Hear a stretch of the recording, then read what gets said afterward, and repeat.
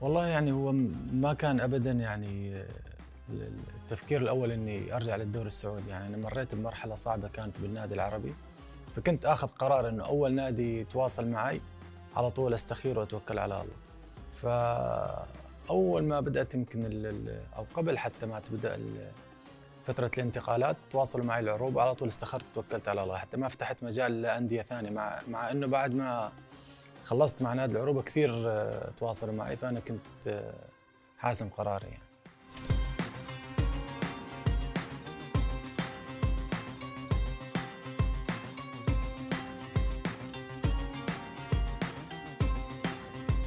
يعني عديت بمرحلة كانت صعبة كثير، يعني كنت أفكر باللعب أكثر من التسجيل. فأول مباراة كانت ضد التعاون، يعني ما كنت مركز أبداً على التسجيل بقد ما كنت إني مركز أخدم الفريق وإني ألعب أول مباراة لي بعد انقطاع تقريباً 6 شهور. المباراة الثانية هذه ما يعني لو لعبان الموسم من بدايته مع العروبة راح أدخل نفس الإحساس ونفس المشاعر اللي كنت دخلت فيها ضد الأهلي.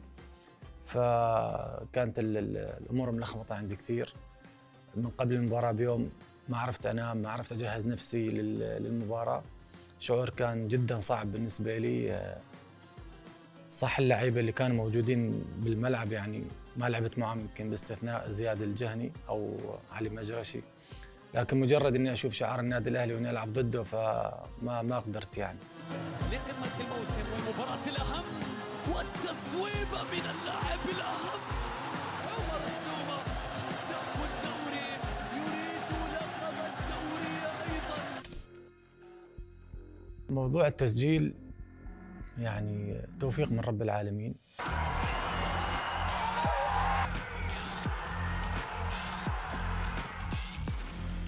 أنا لاعب عندي خبرة كبيرة يعني وطويلة بالملاعب، سجلت عدد كبير من الأهداف، ما كنت متخوف أبداً من موضوع التسجيل، لأني أنا أعرف نفسي لما أدخل ال16 تجيني الكرة أعرف إني راح أخلصها يعني بالطريقة اللي أنا أشوفها. فما كنت خايف أبداً من موضوع التسجيل. الهدف الأول كان ضربة جزاء. ما كنت حابب يكون أول هدف إلي مع العروبة بلنتي، لكن شاءت الظروف إنه أسجل أول هدف بلنتي مع العروبة.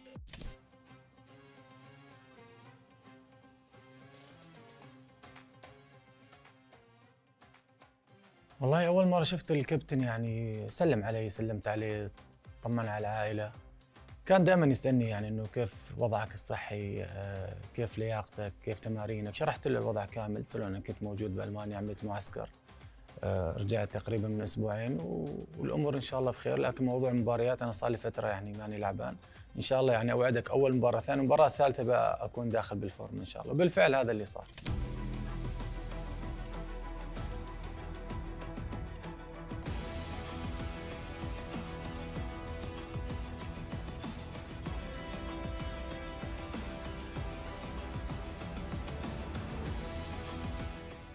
أنا رجعت للدوري السعودي هي تياسير من رب العالمين. يعني يمكن لو نادي غير العروبة أو دولة ثانية مكلمني كنت راح أخلص معه. يعني أنا كنت آخذ قرار إنه أول نادي يتواصل معي على طول إني أحسم قراري.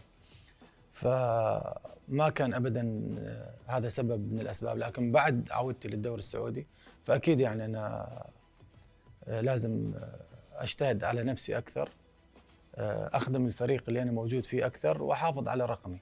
لكن بالنهاية في حال حمد الله تجاوز الرقم فهذا حق مشروع له ولأي مهاجم يعني. والله أكيد شوف أنا أتمنى أكون أنا يعني، لكن لسه تقريبا 10 جولات أو 11 جولة. حمد الله لاعب هداف، عنده فريق يساعده كثير، وأنا الشباب عندي كمان ما هم مقصرين. لكن ظروف نادي الشباب غير ظروف نادي العروبة. يعني ممكن نادي الشباب ينافس على الدخول للمراكز الأولى، عكس فريق العروبة مثلا يحاول إنه يرفع عدد النقاط علشان يأمن إنه هو يتواجد بدوري روشن. يعني إحنا نحتاج مباراتين إلى 3.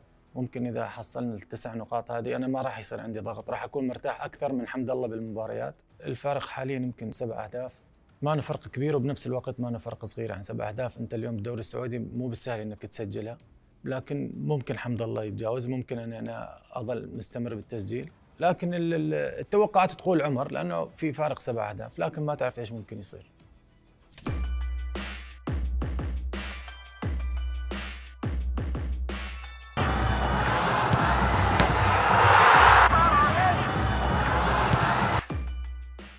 هو ما دار حديث ابدا يعني. رونالدو كان زعلان كثير يعني من الخساره. بعد المباراه يعني انا كان همي اني اصور الاولاد معه، لان من اول ما اجى كريستيانو على المملكه من سنتين دائما الاولاد انه بابا امتى راح تلعب ضد رونالدو، فانا ما كنت اعرف كيف اني اوصل لهم الفكره انه ما اقدر العب معه لان انا ماني موجود بالدوري السعودي.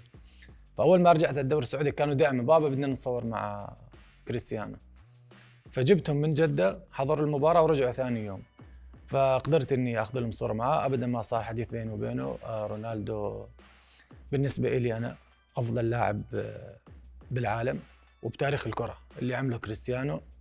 الشيء اللي قدمه داخل او بعالم كره القدم اليوم، رونالدو دخل بال40 سنه او 39 سنه ما شاء الله للان قاعد يقدم ويسجل اهداف لعيبه بعمر ال20 ما هم قادرين يسجلونها.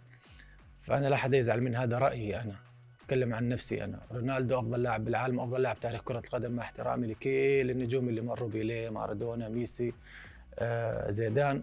عن نفسي اتكلم، انا رونالدو افضل لاعب تاريخ كره القدم، لاني انا اشوف فيه اللاعب المتكامل اللي اي شيء تحتاجه من المهاجم تحصله موجود بكريستيانو.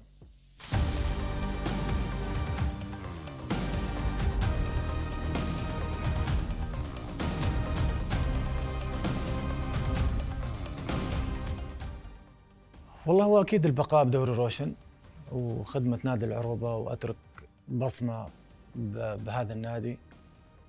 هذا الهدف وهذا الاتفاق او الطلب اللي طلب مني اول ما وقعت مع نادي العروبه. صراحه من جيت انا منطقه الجوف يعني اهل المنطقه جدا متواضعين جدا طيبين، ما حسيت نفسي غريب. حاولت تقريبا باسرع وقت انا تاقلمت بالمنطقه، حتى اغلب الشباب انه عمر كيف امورك؟ انه اموري تمام بخير، يعني انا متاقلم ومرتاح.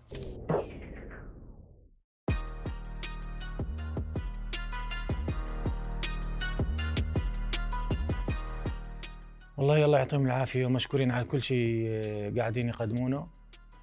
صراحه داعميني من اول يوم دخلت فيه للنادي، وباذن الله راح اكون عند حسن ظنهم، واوعدهم باذن الله اني اقدم افضل ما عندي داخل ارض الملعب، واحاول كثير اني اسعدهم وافرحهم بالاهداف وبالانتصارات ان شاء الله. هلا اتوقع وحابب انا اتمنى اني انهي بالاهلي، لكن اتوقع ما اعرف صراحه، يعني ما اعرف وين.